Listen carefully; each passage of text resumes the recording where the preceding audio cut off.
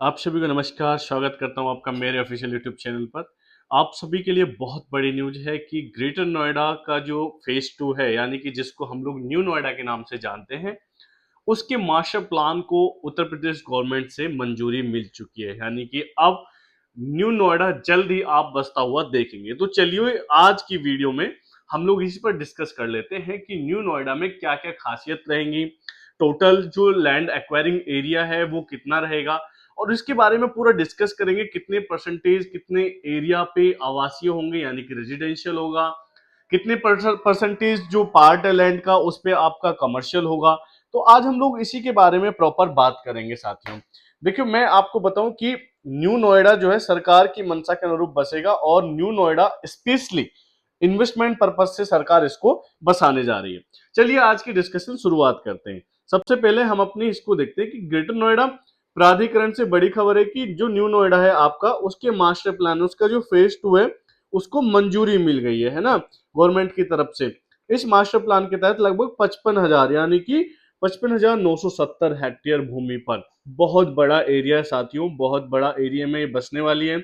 लेके आपका डिस्ट्रिक्ट गौतम बुद्ध नगर से लेकर गुलावटी तक, यानी कि गौतम बुद्ध नगर जहां पर 3 अथॉरिटी आती हैं आपकी। 3 अथॉरिटी कौन सी हैं? सभी लोग जानते हैं कि ग्रेटर सबसे पहली तो नोएडा ही है, उसके बाद ग्रेटर नोएडा यानी कि जीएनआईडीए, उसके बाद ईडा आपकी यानी कि यमुना अथॉरिटी।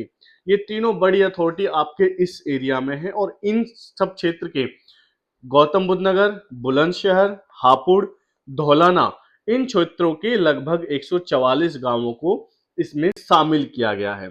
चलिए इस मास्टर प्लान की खासियत क्या क्या है एक बार नजर डाल देते हैं कि आखिर ये मास्टर प्लान इतना खास क्यों है। अगर हम बात करें मास्टर प्लान के हिस्सों में तो इसमें काफी अलग अलग डिफरेंस चीजों में दिया गया है, जैसे कि एक पर्टिकुलर एरिया इंडस्ट्री के लिए, एक पर्टिकुलर एरिया रेजिडेंशियल के लिए, पर्टिकुलर कमर्शियल के लिए दिया गया है।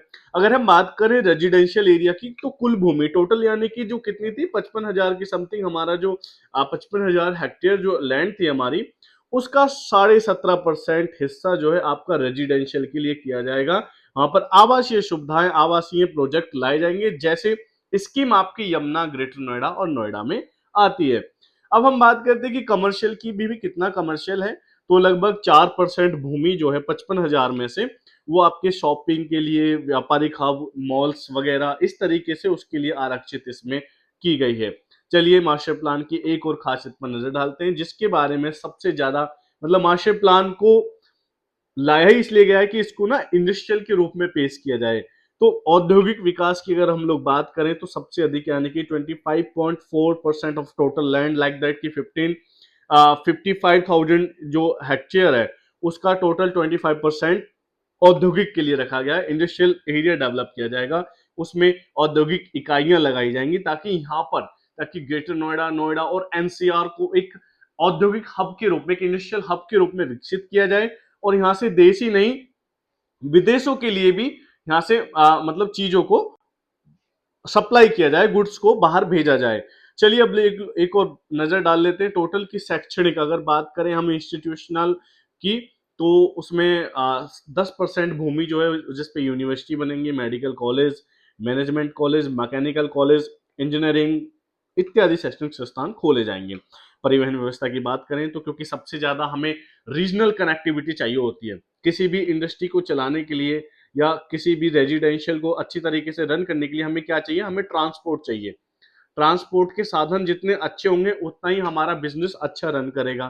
तो यहाँ पे जैसे हाई स्पीड ट्रेन है भाई, बहुत अच्छा कॉन्सेप्ट चल रहा है आजकल। मतलब मैं कहूंगा कि मोदी गवर्नमेंट हाई स्पीड पे जितना जोर दे रही है ना, आप चाहे मेरठ का आरआरटी ये जितने भी देख रहे हो आप, रैपिड मेट्रो रेल है और सभी जगह मेट्रो और rapid metro, high speed train, इनको बहुत फोकस किया जा रहा है। स्पेशली जो हमारे एयरपोर्ट्स हैं उनको भी ज्यादा डेवलप किया जा रहा है। अब अकेले उत्तर प्रदेश में सबसे ज्यादा एयरपोर्ट है साथियों।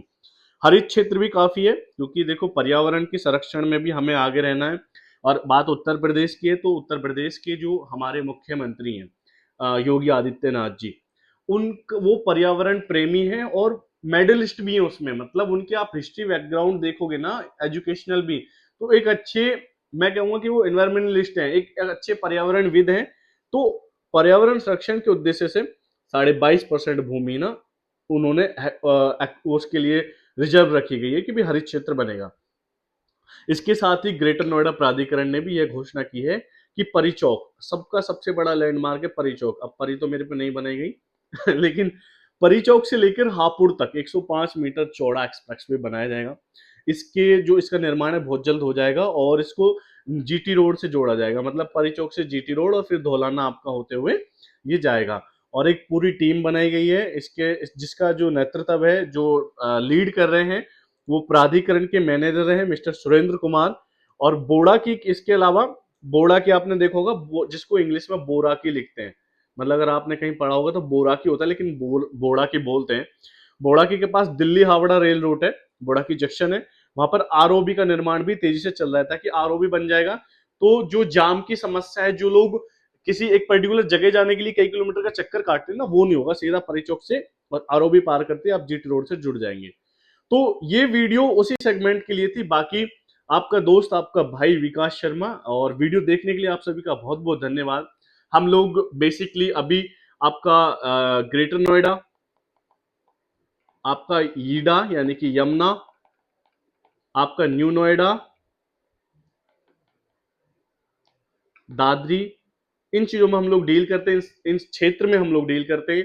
इस क्षेत्र में आपको रेजिडेंशियल चाहिए, कोई रेजिडेंशियल प्रॉपर्टी आप सर्च कर रहे हो, या इस क्षेत्र में आपको इंडस्ट्रियल प्रॉपर्टी, कोई शेड आप देख रहे हैं, कोई गोदाम देख रहे हैं, चाहे वो परचेजिंग हो, या तो आपका वो परचेजिंग हो या आपका रेंटिंग के लिए हो, तो आप हमसे संपर्क कर सकते हैं। इवन यहाँ पे किसान कोटा की प्लॉट, जिनको हम 6% या 7% के प्लॉट भी बोलते हैं, उसमें भी हम लोग डील करते हैं। उसके लिए भी आप हमसे संपर्क कर सकते हैं।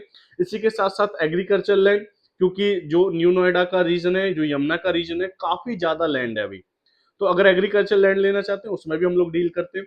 कोई आके रहना चाहता है अपना घर में, अपना मतलब ग्रेटर नोएडा जैसे शहर में रहना चाहता है, या नोएडा में रहना चाहता है, तो वहाँ हम लोग विला कोठी उसमें भी डील करते हैं।